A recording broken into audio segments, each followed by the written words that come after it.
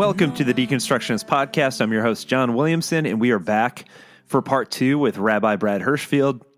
Hopefully you've listened to the first part. If not, pause and go back and listen to the first part so this part makes sense. If you've already heard it, then welcome back. I really enjoyed my conversation with Rabbi Hirschfield. Definitely more to come from him. We've definitely got some ideas cooking on some things to work on together. And so this is just one of the fun byproducts of doing this sort of podcast, is making friends, through just reaching out and having guests come on. And sometimes creative juices get flowing, and you come up with some really fun ideas, and something is birthed out of that kind of discussion. So very, very excited to hear more from him in future episodes. So stay tuned for that. In the meanwhile, again, just as a reminder, don't freak out. If you fast forward through the intros, then you might not know what's going on. But if you do listen to them, appreciate you. And this is the last episode of season 10. So we'll take a month or two off, and then we will be back with season 11 with brand new episodes, some of which I've already recorded. Got some really cool ideas I can't wait to share. So more to come. We'll be back very, very, very, very, very soon. So more to come there, like I said. But between now and then, check out www.thedeconstructionist.com. You can go back and listen to our entire back catalog of episodes, link to social media on there, read our blog, link to our web store where you can get pint glasses, coffee mugs, T-shirts, and all sorts of stuff. You can also link to our Patreon if you want to support us there. Lots of cool packages. It just helps us financially to basically fund the podcast. So that's about it. So thank you guys so much for listening. And without further ado, here's part 2 with Rabbi Brad Hirschfield, and we will see you back for season 11 very, very soon. Just a lie. Do you believe in hope? 'Cause I am hopeless. Do you believe in love? Wow, that's such a good way to look at it. And again, it goes back to the argument that we've made on this podcast over and over again, is that just because you identify with Christianity doesn't mean that there isn't absolute beauty in some of these other traditions that are absolutely worth knowing about and looking into. And it makes it, I think, and this is an argument I've made in terms of, the issue that we have in this country with racism, is I remember I got into a sort of a social media debate, as it were, with an individual who I wasn't necessarily friends with, but I went to high school with. And I went to high school in a very, very small town and not diverse. And I kept coming back to the fact that I kept saying to him, I said, I don't have the ability. I can't afford to hate these other people, because I have, through the journey of my life, have ended up crossing paths and becoming friends with people who aren't like me and who don't look like me or think like me. And I know them at a heart level and love them dearly and can't imagine not being a part of their life. And so I can't afford to think that way anymore. I have to be inclusive. I don't have a choice, And I think you're right. And I want to, this may surprise you. It's another one of those things I don't use a lot. I actually don't talk a ton about inclusivity unless I can make the following statement.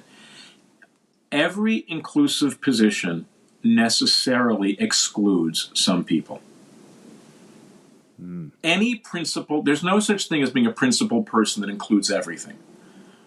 The fact of the matter is, as a traditional Jew, it is much easier for me to include Christianity and atheism than Buddhism or Hinduism.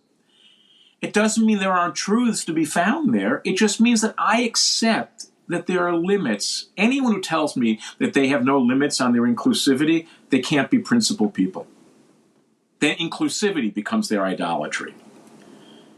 But anyone who tells me that because of their deep commitment, they can't include anyone who isn't just like them, they've turned that faith into an idolatry. So for me, the rule of thumb is, do we have domains of loving relationship and acknowledgement of truth that are at least a little wider than where we choose to live. Doesn't have to be everything, but just a little wider. By the way, even in Christian life, that would mean, imagine, forget all this other stuff. Imagine what would happen if progressive Christians and conservative Christians could just treat each other that way. How many families would be healed? How many people would talk to each other? How many people would go to Christmas dinner together even if they could not worship? And I'm not saying will not, could not worship in the same church. As a matter of principle, no, I cannot worship there. But I can break bread with you. Because even though we don't agree, somehow our disagreement is in Christ, and that's got to be counting for something. So again, I don't believe that inclusivity is ever infinite, and I don't believe it solves every problem. But I regularly invite myself and others, just let your zone of truth and your zone of love be a little bit bigger and wider than your zone of correctness. I like that. It makes me think, it kind of brings me back to this idea that even if I can't bring myself to worship with someone at their particular church, it kind of comes back to the meal, the function of the meal, and breaking bread with someone, so to speak. We can all do that. That's something we can do. And the last time I checked, in both classical rabbinic Judaism and Christianity, our founders kind of knew that. Yes, they did. Right? You don't have to go too far on a limb. By the way, and then we can have all the debates about rabbis, what's kosher, what's not kosher. With Christians, what is exactly happening with the bread and the wine. I get it. It's not that I think they're all the same understandings. I absolutely respect that I have not traditionally observant, Jewish peers who, like I grew up, could celebrate a Sabbath meal, and no, they're not at all interested in it being kosher. Just like the food at my family table growing up, we had Shabbat, Sabbath, Friday night dinner religiously. But the idea that it would be kosher was like cuckoo. No one did that. And now I can't, it's been, since I'm then 12 years old, and I'm now 59. I've always kept kosher. So it's not that there can't be differences. It's not that there can't be differences when someone, observes, the Lord's Supper, what they think they're actually consuming. But don't let the differences be it's not that you should get rid of them. But don't let noticing the differences keep you from appreciating that we are also in this together. Yeah, that's true. One of the things I think that I would be interested in talking with you about is also, I think within Christianity, I think because it's, most of the people listening, come from that tradition, know that, we have, I think last I checked, something like 45,000 different denominations in North America alone. So 45,000 different interpretations of the same, So similarly true, maybe not as many, but similarly true that there are different streams of thought within Judaism.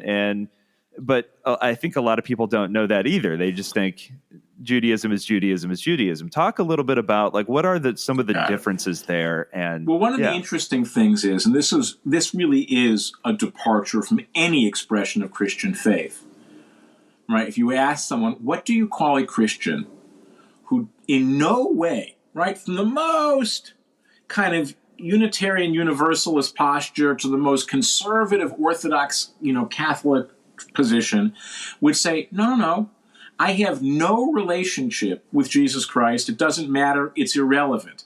What would you call a Christian who takes that? Well, I don't know, but you wouldn't call them Christians, right? And that's okay, but at some point, that's not. Interestingly, though, what would you call a Jew who doesn't believe in any way, shape, or form God? You would call them a secular Jew. See, that's the interesting thing, is the first thing to remember is that Judaism, in all or any of its permutations, is not fundamentally, no pun intended, a faith. It's a family.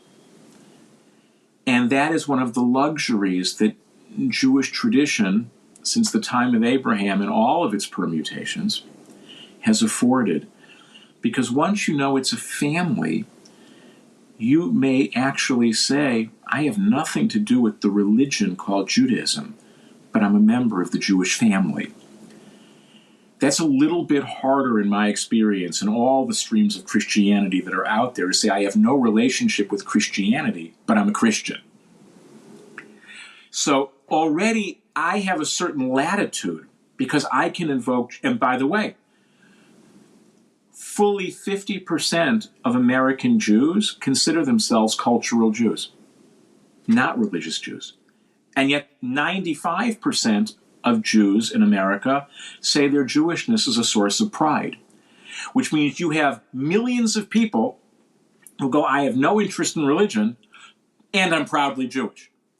Now, I want to be clear. We are family first. My personal belief is that families do better with faith.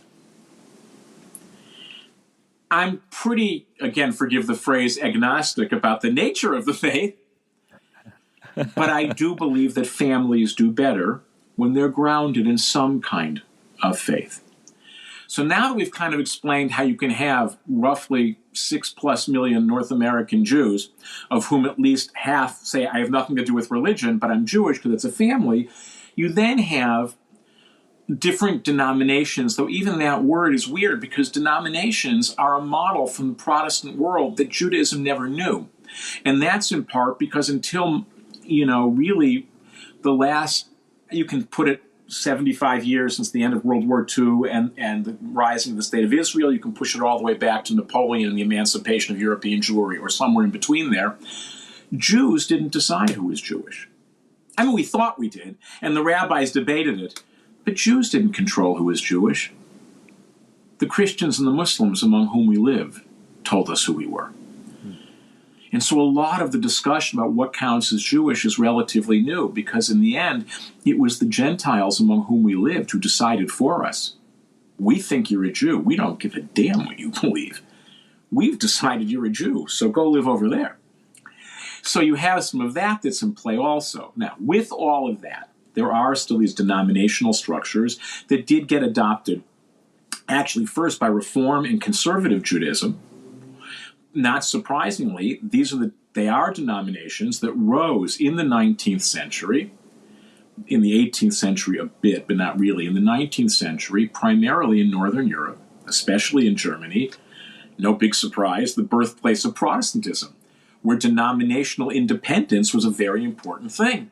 And so you have a Reform movement that has gone through its own permutations, and a conservative movement. Orthodoxy is actually not a denomination at all. And here's the funny thing. There is greater diversity in the range of what counts as Orthodox than there is in the other denominations.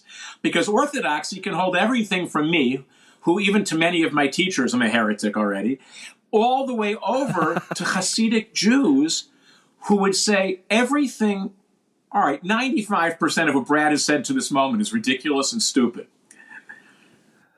There is one God, he, it's important that it's he, gave one Torah, we understand what it means, and everything else is a lie.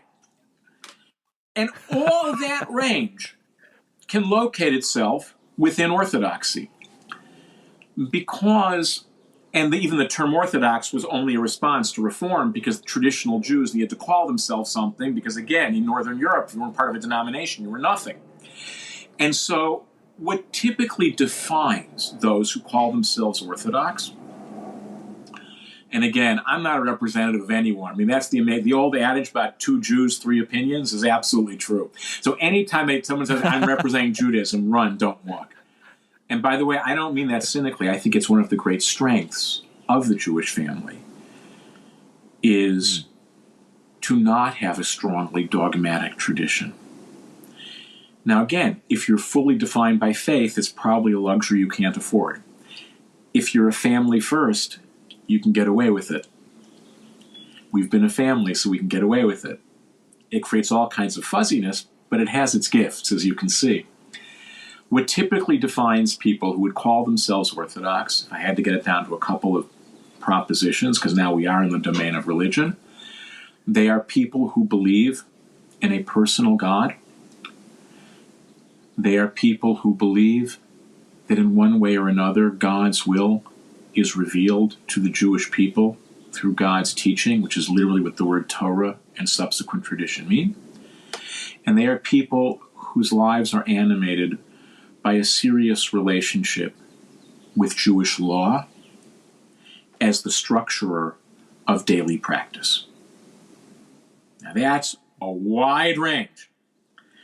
But those are the propositions. Conservative Judaism, which really grew up as a response to reform, so I should do that first, which starts to come on the scene in Germany, really in the, as I said, the late 18th century, but in a robust way in the early 19th century, originally was founded and said, we are neither ethnic nor legal.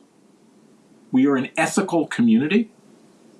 And the first German Reformed Jews, in many ways, modeled themselves quite consciously after their Lutheran neighbors.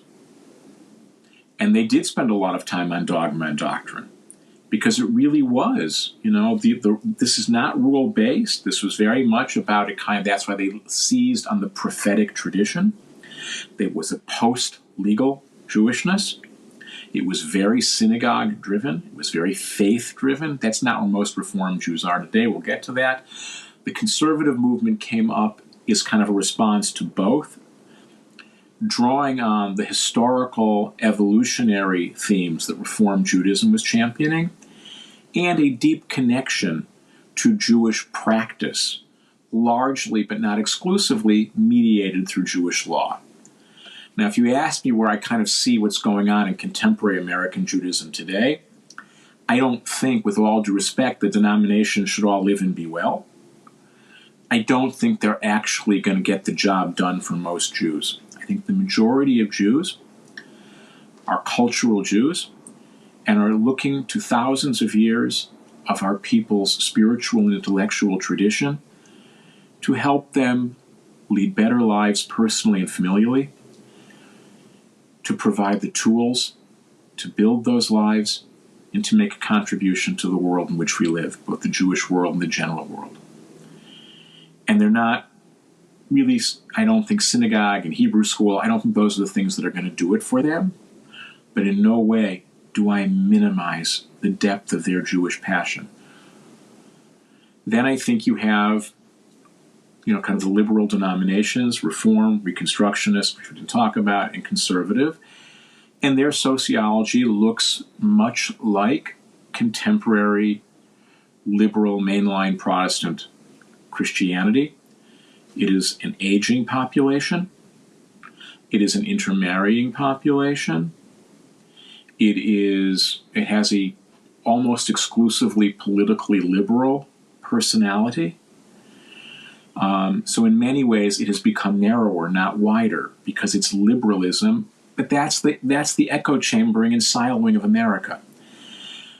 Orthodoxy has moved, again, not surprisingly, because in the end, American Jews, because America's been good for Jews, don't look so different from our Christian neighbors. So if you want to know what the social trends are in Judaism, just look at Christianity 20 years ago. That's where we're going. Has moved consistently to the right, has become more hostile to public culture, more fearful, more culturally and intellectually conservative. All the same patterns which you know and know from the Christian world. You could say, wow, Brad, sounds terribly depressing. It's not depressing at all, because remember, all of those squabbles and trends don't cover 50% of people who say they're Jewish. Which means we are witnessing the birthing of all kinds of new ways to Jew, and as your work proves, all kinds of new ways to Christian. How many people listening to your show is listening to, I'm not saying good or bad, we'll talk about that, but for how many of them is this, they're going to church? Now, I still like my synagogue and I like going to church when I go with friends. So I'm not suggesting, therefore, get rid of synagogues and churches. I'm not. But I have to take seriously the devoted followings that are created by venues like this and the way in which it is birthing new alternatives to old religion and old atheism, and instead saying, you know what, we deserve more and we deserve better. And if we're willing to put in the time, it's there for us.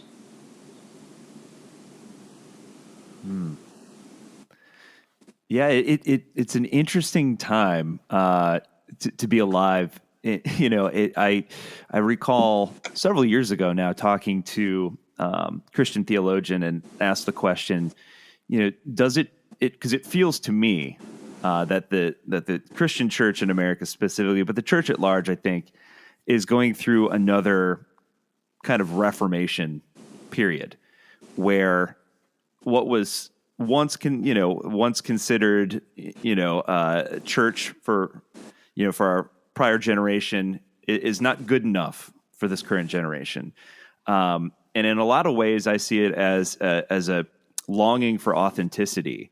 And this younger generation is, I think, oftentimes underestimated in a lot of ways. I think they're very smart.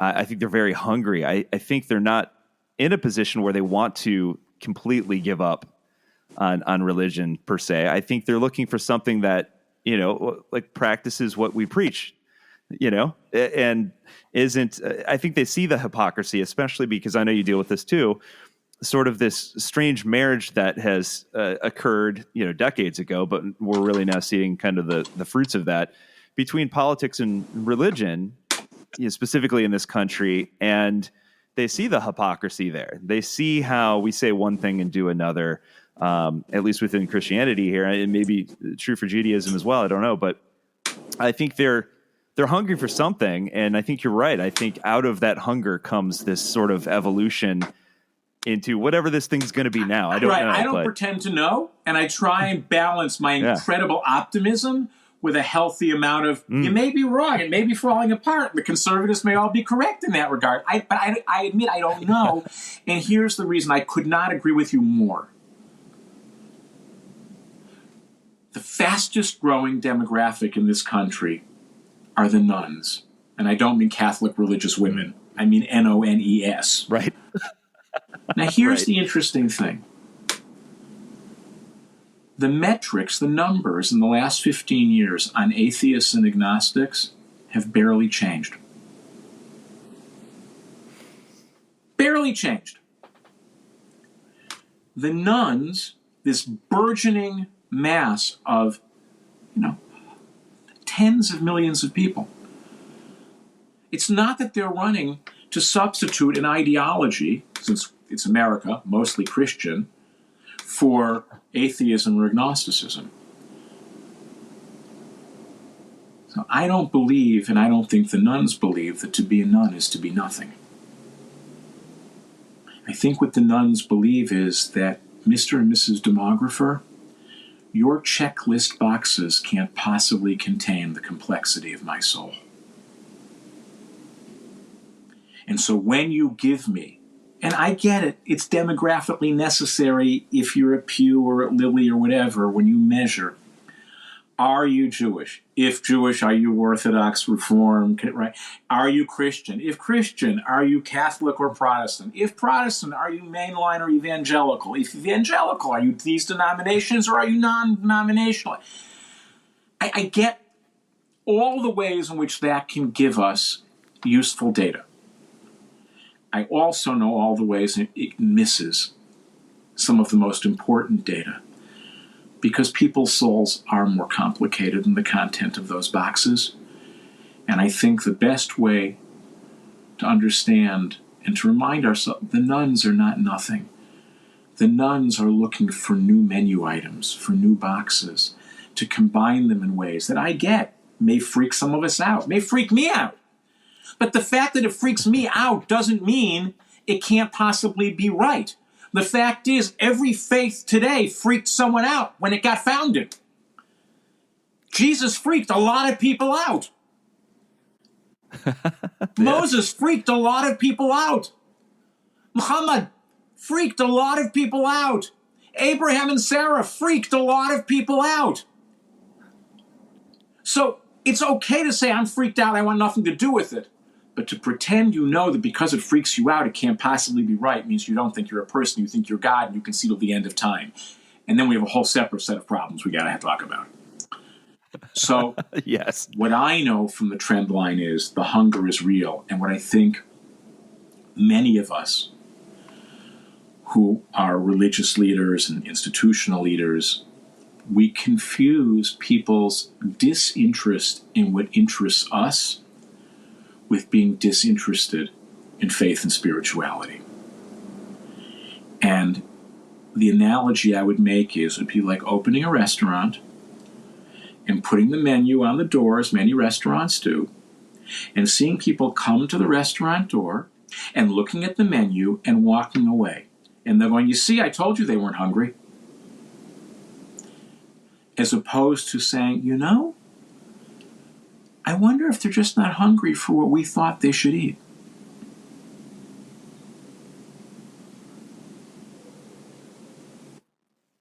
Wow. So I realize we're already getting to the end of our time, which is unbelievable. I could listen to you talk for hours, but what I think what might be interesting too for our listeners is to talk about maybe perhaps a common misconception you find between our sort of sister religions, because obviously without Judaism there would be no Christianity, and I find it hilarious sometimes that I have to remind people that we didn't write Christians didn't write the Bible because they didn't exist yet. Jews wrote the Bible. Come on.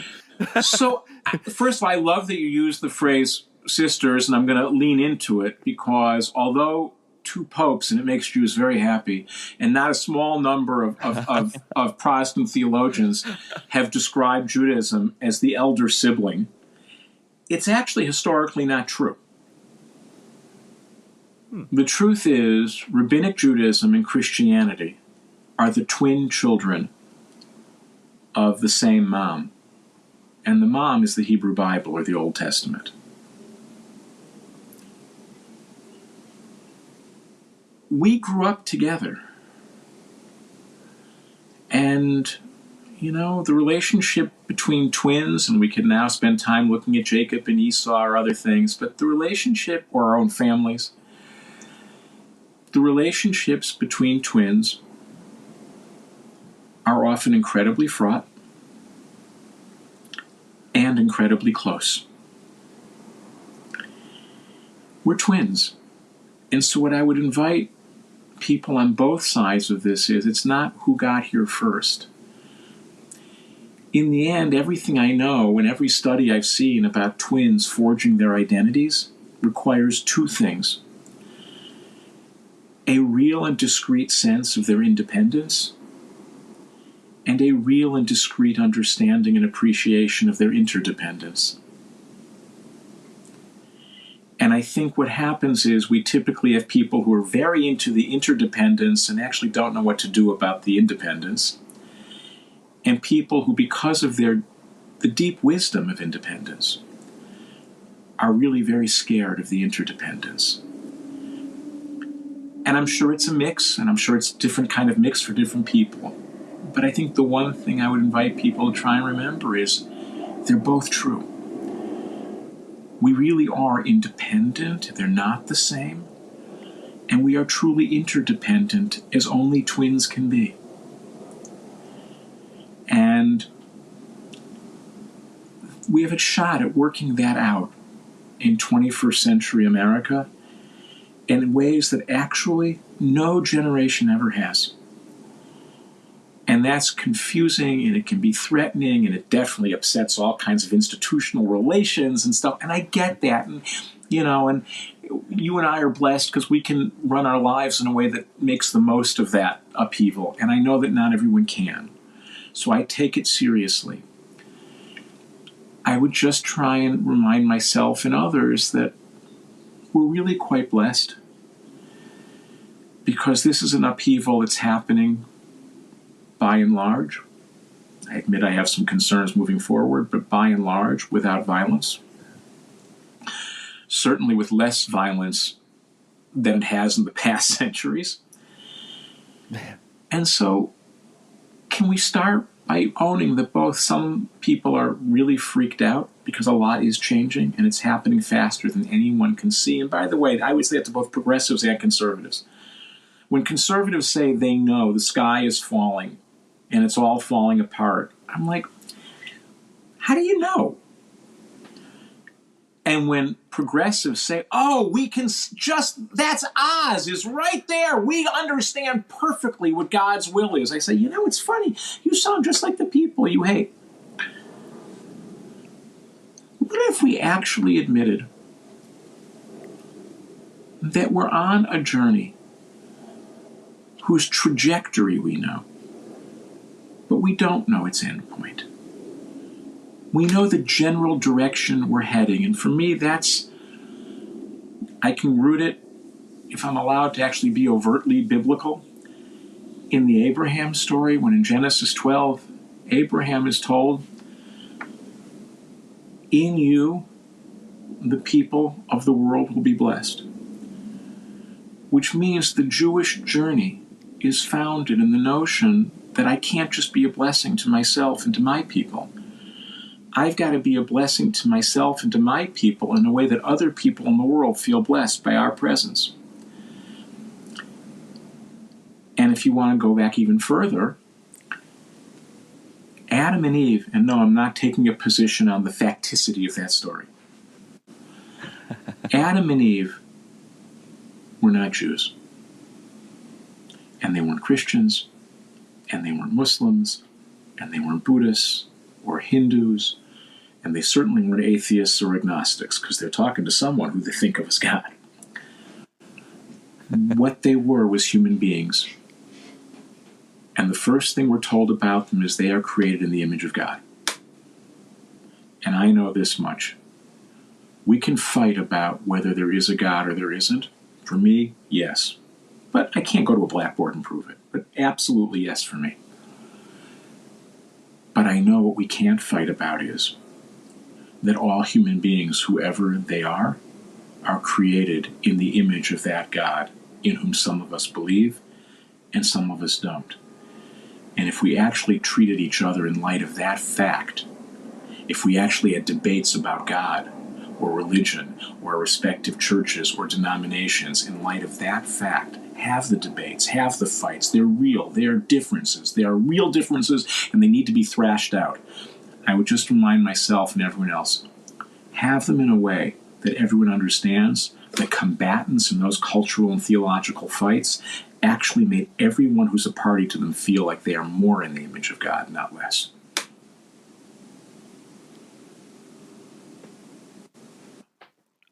I don't know a better way to end this podcast. Wow. Thank you so much. This is an absolute thrill for me, and what a beautiful way to end our time together. Thank you. Thank you so much. You radiate the warmth that makes it worthwhile, and anytime you want or need anything, on air, off air, and I'm saying it this way so if it's recorded, you have evidence, really, on air, off air, any way you need, you have. I promise. I'm Please, taking you up on that. It would be my honor for sure. and my joy. It really would, John. Oh, absolutely. Well, our goals are very much the same. I hope that in reality and symbolically that all people can sit at the same table and share a meal together. Amen. I really do. Where the company line was the only way to get paid. We built a church on certainty that fears everything against it. Where the refugee suffers and the white man has it made. I won't do it anymore. It's taken me too long to recover.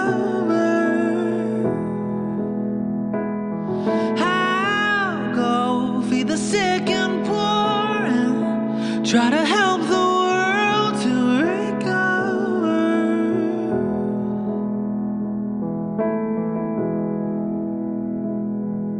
I sat myself in your pews every single week, and I gave you my money so that you would tell me what to think.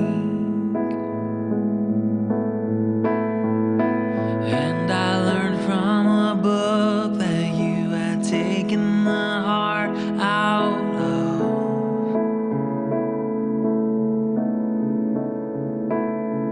And that's how I learned to make exclusion look like love.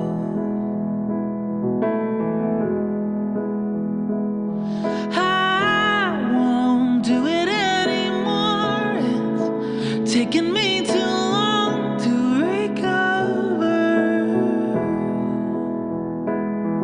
I'll go feed the sick and poor and try to help the world to recover.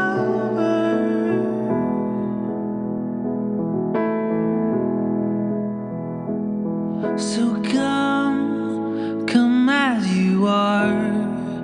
Take up your cross, use it to build a wall, and reach across the aisle and fire your guns so you can keep them.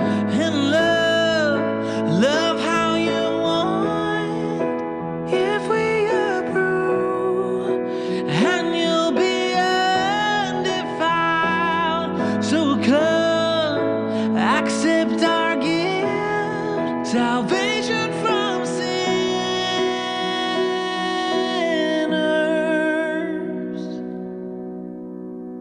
I won't do it anymore. It's taken me too long to recover. I'll go feed the sick and poor and try to help the world to recover. I won't do it anymore. It's taken me too long to recover. I'll go feed the sick and poor and try to help the world to recover.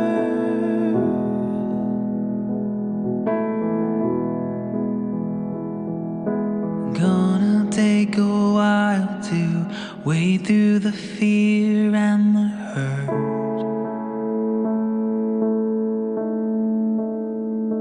But I think there's a way for us to love and heal the world.